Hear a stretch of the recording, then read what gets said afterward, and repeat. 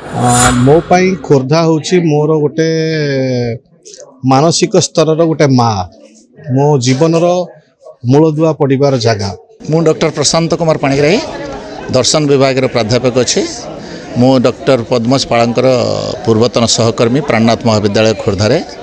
सारंकर व्यक्तित्व, सारंकर लेखा, सारंकर दर्शन रे पांडित्य मत बहुत प्रभावित करथिला। आज प्रोग्राम को प्रति वर्ष आमर ये पद्मज उत्सव आम पालन करुचु सारंक जन्मदिन रे। आज सारंकर 79तम जन्मदिन सार 79 सरला 80 आरंभ हम। आउ सारंकर यही दिवस आम आज सरला और आसंता वर्ष आम आज अपेक्षा करी रहू। भगवान सारंकर कलम आहरी चलचंचल करंतु। सारंकर लेखारे जो ये थाए बहादुरी थाए से लेखा द्वारा आम समस्त अभिभूत होइछु। मो सुबोध नाट्य चेतनार निर्देशक।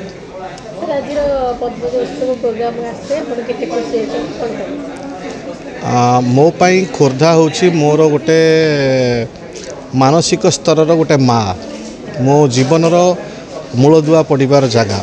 मुझे अष्टम नवम दशम बीजेपी हाईस्कल पढ़ुली। जो समय मो भितर जहाँ जहाँ कलात्मक जिनस थिला स्पोर्ट्स हैला, आर्ट हैला, कल्चर हैला एवं पाठ ए सब गुड़ाक बहुत बाट आगे थी आविष्कार करी। मु भल अभिनेता थी, म्यूजिक बजे शिखी एठी एवं नाटक अभिनय करी एठी लंबा नाटक रे एवं फुटबॉल रे भल खेलुली, खो खो भल खेलुली, स्पोर्ट्स रे भाग नौली। आउ ए सब दृष्टि मोर जीवन विकास धारार आरंभर उत्स होची एटा। तेणुक एटा गोटे प्रकार मो पे माँ। नमस्कार, मु ऋषिकेश महाराणा अध्यापक सालेपुर शासकीय महाविद्यालय। आज अजय आमर पद्मज उत्सवर गत वर्षर जहाँ आम कार्यक्रम होता तार कथा थिला पृष्ठारे किसी लिखापी सुजोग मिलता। मुझे गत वर्षर जहाँ मोर अनुभूति जहाँ अभिज्ञता था परिवेषण कर सुजोग पाइली ए वर्ष। एवं यही कार्ड रे सेटा को मुद्रण करके जो आमर दर्शक मानक जो मैंने उत्सव सहभागी थे से दि जाता है। से बहुत आनंदित विशेषकर मुझे आज यही कार्यक्रम संपर्क में कहबी जे गत 5 वर्ष धरिकी पाखापाखि नियमित भाव में आसूची प्रोग्राम भाग नापी एवं मोर गुरु आपण प्रोग्राम को आसी केते खुशी अछि। बहुत खुशी आपण को सम्मानित भी करा जाई छी। हाँ, मु बहुत खुशी एथि जे जड़े व्यक्ति जितेबाला किंवदंती पलटि जाए से ही ना उत्सवटी प्रतिपालन होबार परंपरा गढ़ी उठे। तेणु ये भाव में पद्मजपाल से जड़े व्यक्ति से जड़े किंवदंती जहाँ गल्प 1960 परवर्ती गल्प को गोटे नुआ मोड़ देला। बनोज त्रिपाठी पक्षीघर प्रकाशन प्रकाशक एवं संपादक।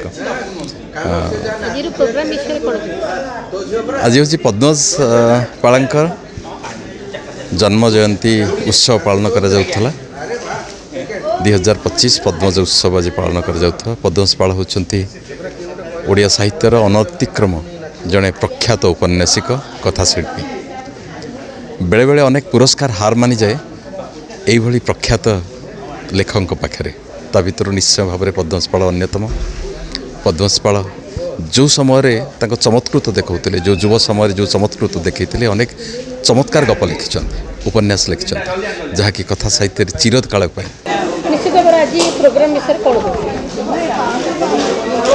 प्रोग्राम को आसिक बहुत खुशी बहुत उल्लसित। कारण पद्मज पाळ ओडिशार जन आग धाड़ीर औपन्यासिक एवं गाल्पिक।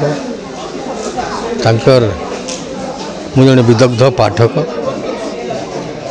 एमती साहित्य उत्सव को आसबार बहुत कम सुजोग मिलता है कारण मुझे जड़े चलचित्र निर्देशक। किंतु चलचित्र और साहित्य भितर अपूर्व सामंजस्य रही जो साहित्य को नहीं सिनेमा करे प्राय आंक प्रति मोर गभीर सम्मान रही।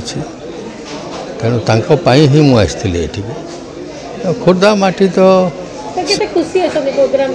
ना ना बहुत खुशी मुझे कहली मुझे खुशी उल्लसित बोली कहली। हाँ, एभली प्रोग्राम जारी रहो।